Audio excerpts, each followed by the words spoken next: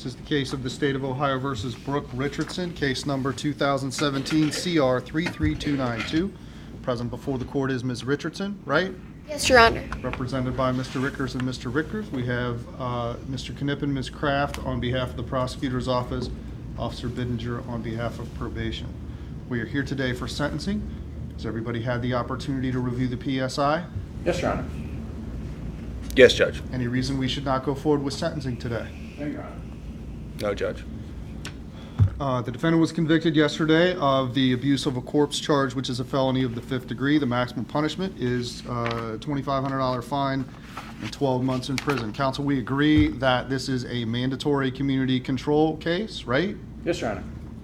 What that means, Ms. Richardson, is because this is a felony of the 5th degree and you have no prior criminal record and you don't fit the other statutory criteria, the most, I am required by law to place you on community control.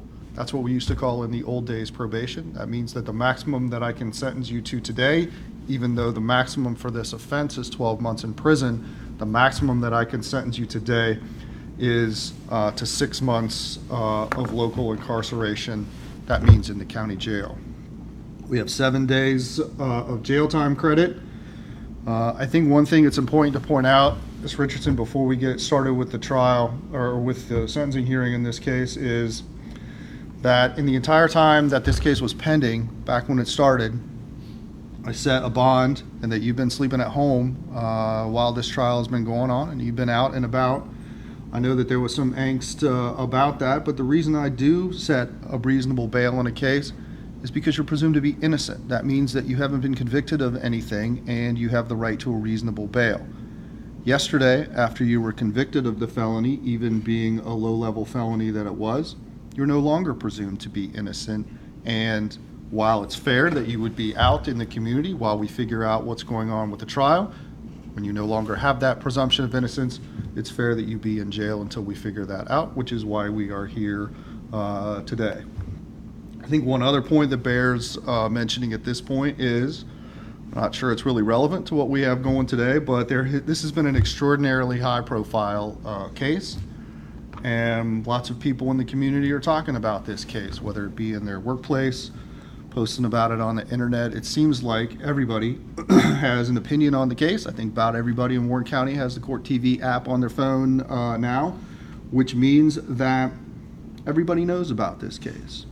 Prior to us beginning this case, the court undertook a cooperative effort with our friends in the media to make sure that the trial of this case, not all the gossip, not all the press conferences and what goes on in the hallway, but the actual presentation of the evidence and the arguments of the lawyers was available for everybody to see. I allowed the cameras in the courtroom, even the one behind me that I was not very thrilled about, so that people would have the opportunity to see this. Our IT people beefed up our bandwidth. We even drilled a hole in the side of the building so that we could run the wires out to the van. The reason that I say this is I think there is some value in the community having the opportunity to actually watch this trial. I only have 40-some seats in the courtroom, so it's out there. So if people want to know what happened in the trial, they can go watch for themselves. They don't have to rely on what somebody posts about it or what somebody tweets about it. They can see the actual evidence that was presented. One of the reasons that I did this is so that the community, whether they agreed with the verdict or not, would have confidence in the way that decision was reached. So if somebody comes up to you and talks about how we have a baby killer that got off in Warren County, or we have an innocent person who was convicted and didn't do anything wrong, we can direct them to the actual evidence so that maybe you can get a better idea of whether or not they have an accurate opinion of whether justice was served in this case. So with regard to the matter of the sentencing, Mr. Knipp and Ms. Kraft, is there anything on behalf of the victim in the case? Yes, Your Honor. The paternal grandmother, Tracy Johnson, would like to make a statement, and then the state also has a brief statement, Your Honor. Okay. This is a bit of an unusual case because we actually have 2 individuals who have been designated as victim representatives because Ohio is now a Marsy's Law state. The victims have constitutional rights in the case. We have one person that was designated on behalf of the state, one person that was designated on behalf of the defense. So, Ms. Johnson, the floor is yours. If you want to come to the podium, you can, or if you want to stand there by the attorneys at council table, just as long as you're somewhere where the microphones can pick you up.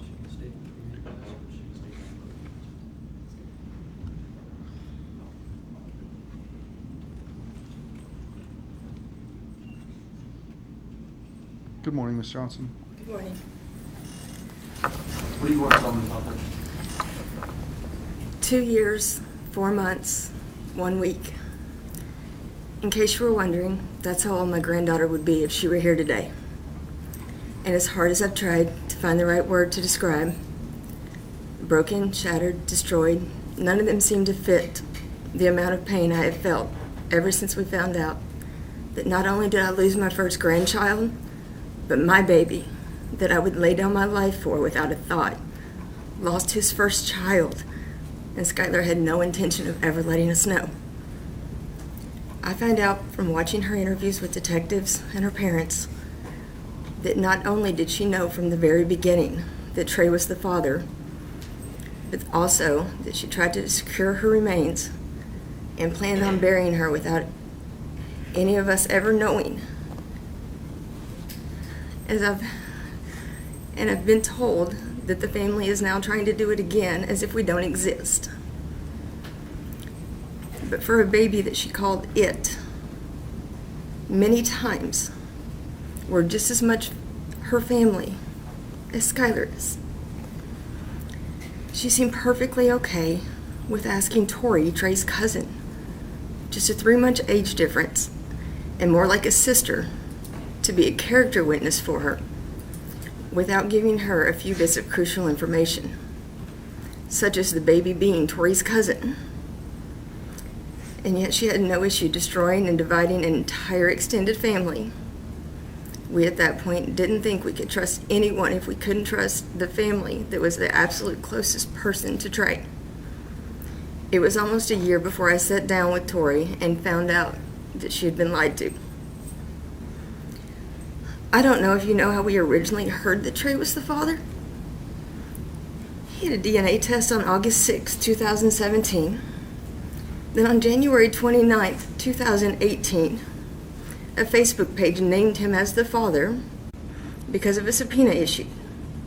My phone started blowing up while I was at work around 10 p.m. And then I headed to the prosecutor's office the next morning on January 30th, 2018. Got a phone call from Trey while I was on my way here. There was a news van outside of our house. He couldn't come in when he got home from class. So I turned around to go home and protect my baby, because I will always protect my baby first. Then he called back, told me they had left a card and a letter in the door. Once I knew he was safe, I had him send me a picture, and I went back to the prosecutor's office, and I waited until they finally told me it was going to be a while, and I should just go and someone would call me. I'd just gotten home when my phone rang, and that was the first time I ever spoke to Mr. Knippen. And he said, "Trey is the father. I'm sorry, we thought someone told you." 181 days. 5 months and 28 days. That's how long after the DNA test we sat wondering. But Skylar knew and didn't tell Trey. She's known from the very beginning it was his. She knew it was his baby. She said it in the first interview. And just went on like nothing had happened. In the time between taking the DNA test and where we are today, I've not only watched my son become a totally different person, and I will leave his medical diagnosis private because she's done enough to him, but I can personally tell you I've continuously been seen for depression, panic attacks, anxiety, and sleep issues. And my friends and family will tell you I've become withdrawn, cut off, and a shell of the outgoing person I've always been. It's hard to be around people when you're trying not to lose it in front of anyone and can't talk to people because you don't know who you can trust to keep your son's name away from the media and off social media. I've had multiple babies born into the family and with friends in the last 2 years. I've avoided gender reveal parties, going to see them at the hospital, first birthday parties. I found multiple excuses not to go over and see them when they were babies. When I was around them, I found myself making excuses, even more excuses not to hold them. I just couldn't bring myself to do it. Those that knew what was going on understood. Those that didn't really thought it was odd and knew something was wrong. I love kids, I always have. I'm that mom. My friends' kids all call and talk to me. I've helped raise many of them and consider all of them my own. I would have taken her in with Trey and raised her with no questions asked. You could have gone on to UC and never looked back if that's what she wanted. Her mom and Brandon never had to know. But now instead, every May 7th, I don't get to have a birthday party for my first grandchild. Instead, I get to send her balloons to heaven with notes telling her how much her daddy loves her, how much I love her, how much we all love her, and how much we all wanted her. For Christmas this year, I stayed home. I sent everyone else to do the normal Christmas traditions with our extended family, and then sent them to Southern Kentucky to visit all of my family, to do the same things that we always do. But this year I just couldn't do it. I couldn't stop thinking that this would be the first Christmas that she would love. She would have been into everything. Opening gifts all by herself, getting way too many toys than any child could ever play with, then probably playing with a box. But this would have been that Christmas. Not her first Christmas, but the first Christmas she would have been big enough to enjoy. And then it crushed me. As we live with our grief and loss, she can now live knowing that her selfish decision was not her only choice. She had a way out. Thank you, Ms. Johnson.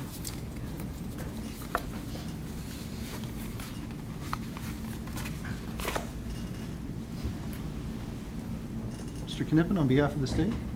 Your Honor, the court is obviously very aware of the facts in this case, and it is clear from the defendant's actions that she never intended for anyone to even know that her daughter existed or that the skeletal remains would ever be discovered. But for her being confronted by her doctors at Hilltop, that child would still be buried in the backyard of their home without anyone knowing. And as a result of her conduct, the state would ask that you impose the 6 months of local jail time as part of the community control sanctions that the court is required to impose as a matter of law. Thank you. Officer Benninger, anything from probation? Your Honor, the probation department is recommending some local jail time, compliance with mental health treatment, 100 hours of community service, corrective thinking class, and to maintain school or full-time employment. Sure. Anything on behalf of the defense? Yes, Your Honor. We would like for Mr. Richardson to address the court. Do you want to go up to the podium? Brooke Skylar? Yeah, let's go. You can remain at council table, you can come to the podium, it doesn't matter to me. But I want Mr. Richardson to be comfortable when he speaks. Go ahead, Mr. Richardson. Your Honor, this has been a difficult ordeal for the entire family, including the defendant's side or the prosecution's side. My daughter is suffering from an eating disorder and we're concerned for her health. Anything you can do to help us get her home soon so we can take care of her, we greatly appreciate it. That's all I have. Thank you. Judge, Mr. Rickers? thank you. Judge, as the court's well aware, Skylar's been under pretrial supervision for the last over 2 years. She was on house arrest for a year where she could not leave the confines of her home. Subsequently, I believe the court gave her a little more freedom with the curfew. It's my understanding she's been totally compliant with pretrial services. There's nothing to indicate whatsoever that she was breaking any of the rules or doing anything other than what the court expected of her. I think the court is well aware, at least I hope the court is well aware, that Skylar does have a severe eating disorder She is down, I just learned, she's down to 89 pounds. 89 pounds. She's losing her hair. During the course of our representing Skylar, I had recommended to her and her mother that she needs to see her pediatrician just to make sure that her potassium levels, etc., were okay, because quite frankly, we were all afraid for her well-being. It turned out that Skylar and her mother went to the pediatrician, who immediately sent her to the emergency room, where she did receive treatment because of her low potassium levels, etc., which I believe results from this lack of eating nutrients. I would hope that the fact that she has lived this nightmare and lived under this cloud and lived under with the knowledge that she could go to prison for the rest of her life, and what kind of bearing that had on her, the court would take into consideration. Thank you.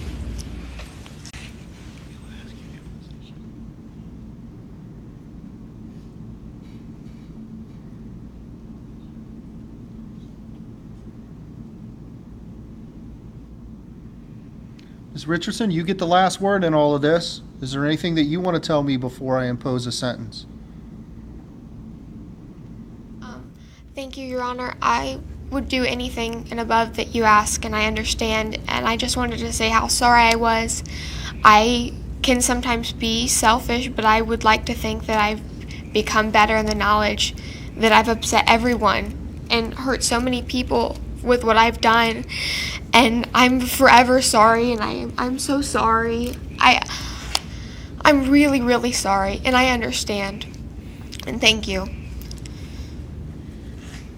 Ms. Richardson, we've been living with this case now for over 2 years. Actually, part of it is still in the Supreme Court, even as we speak right now. And I've always sort of thought of this case, Ms. Richardson, as a story of two little girls, Skylar Richardson and Annabelle Richardson. And, you know, I have a daughter about your age, Ms. Richardson, and I have a granddaughter about the age that Annabelle would be right now.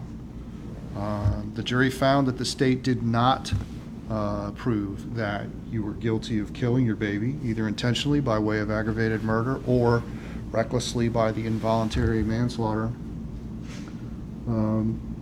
But in all of this mess that we have with this case, I think what often gets overlooked, Ms. Richardson, is just how precious life is.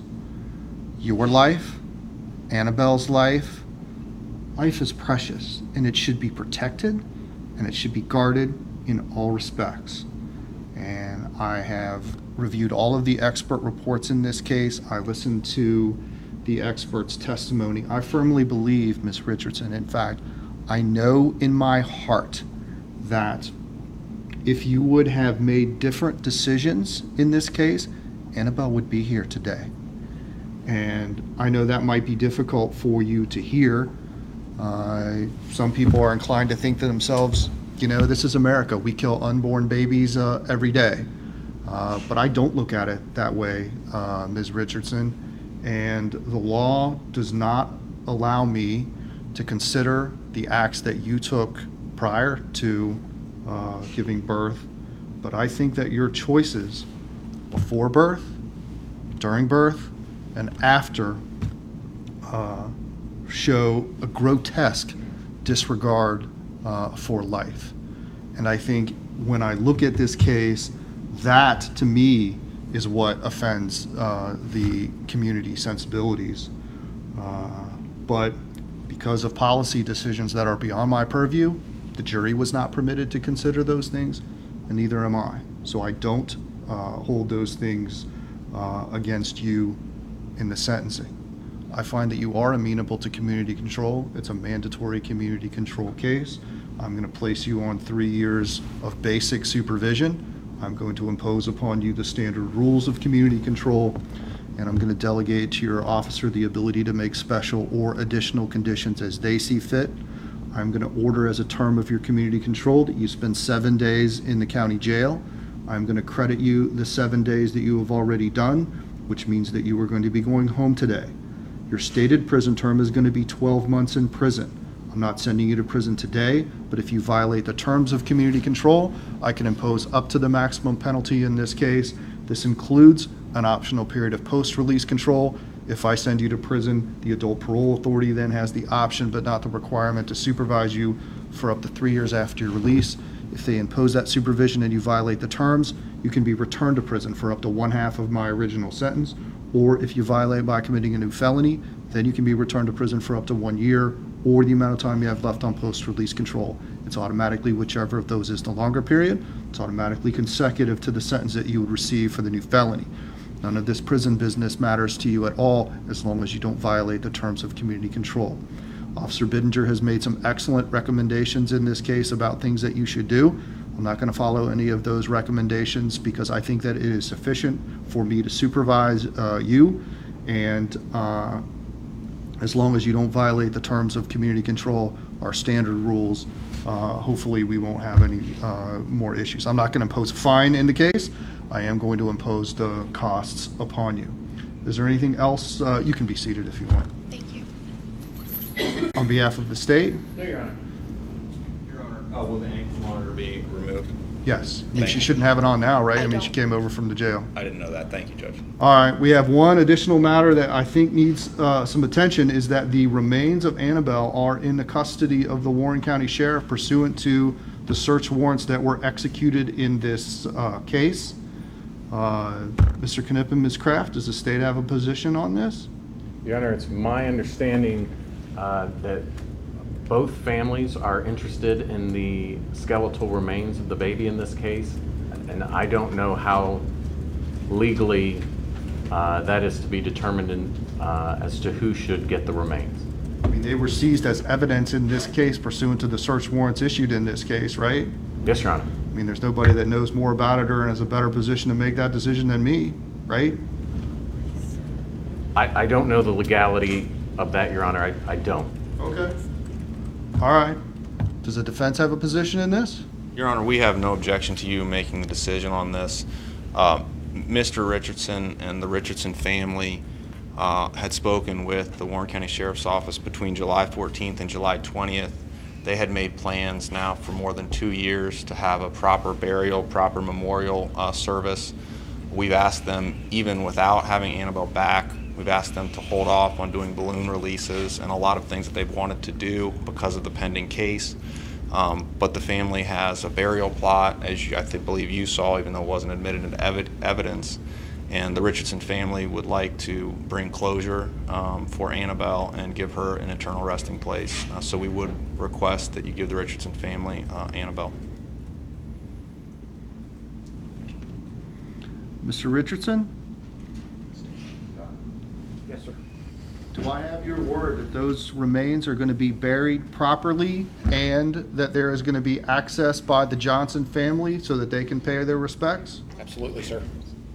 All right, I am going to order that the remains of Annabelle be released to the Richardson family within 7 days of the time of the sentencing entry, which will likely be today. Ms. Johnson, if the remains are not buried in a way that is appropriate and that you do not have access to pay your respects, please get in touch with my probation department or through the prosecutor's office and let me know that. I'm going to hold Mr. Richardson to the promise that he made here today, and if he does not keep that promise, he will answer to me in that regard. Mr. Richardson, once the arrangements have been made, please forward a copy or an email is fine, Mr. Rickers, as to what has happened, forward it to the victim's advocate, the prosecutor's office, and probation. Is there anything else we need to do today? No, Your Honor. No, Your Honor. All right, finally, Ms. Richardson, you have the right to appeal this case to the 12th District Court of Appeals in Middletown. If you don't have the funds to hire a lawyer, to obtain a transcript, or to pay the costs, those will all be provided to you without charge. Good luck to you. We are in recess. Thank you.